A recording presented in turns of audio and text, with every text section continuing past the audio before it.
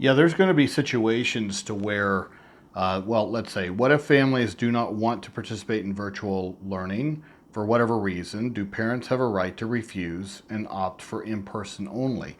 Well, it just depends on whether you're a school system, whether your school system is doing some kind of in person learning, whether they've gone to virtual only right now, whether they sort of have a hybrid model to where part of it is in person and part of it is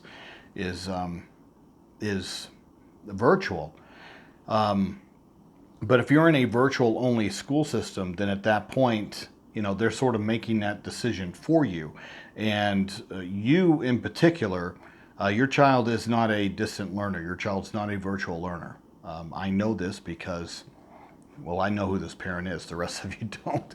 And this parent, I've assisted in the past, and your child has made tremendous gains once we came in and overhauled that program. And so your child absolutely needs an in-person program. The distant learning is not going to be beneficial, and now we're approaching, losing uh, March, potentially, until October. So yes, at that point, you do need to put it in writing and say that this virtual only is not working for your child, and that your child requires one-to-one direct services. And you need to put that in an email. You need to send it to the director. You need to send it to your child's case manager, and you need to start um, being the squeaky wheel. Okay.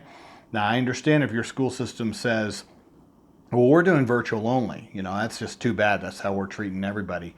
But yet, I saw in Alabama where, Friday was the start of high school football season, and I saw full stands, and I saw cheerleaders out there cheering next to each other. I don't think they had masks on, along with football players. And these are in locations that have gone virtual only with regards to their mode of delivery for their student body. And so if they can have football, if they can have band, if they can have cheerleaders practicing, then they damn well can provide direct services for the special education population. Um, and they can do that and do it in a manner that both serves their needs and serves their teachers, to where this is done in a safe and healthy manner.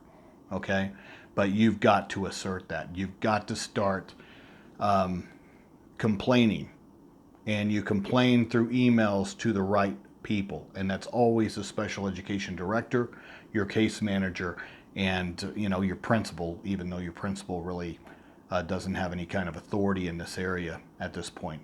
Okay, the special education director does, and that's who's going to eventually be. That's where the buck will stop. Is right there.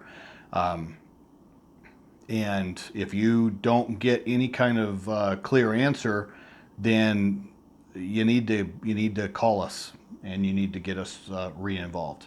Okay, and do so quicker uh, rather than later, because we're getting slammed, and I don't. We're going to be overwhelmed shortly.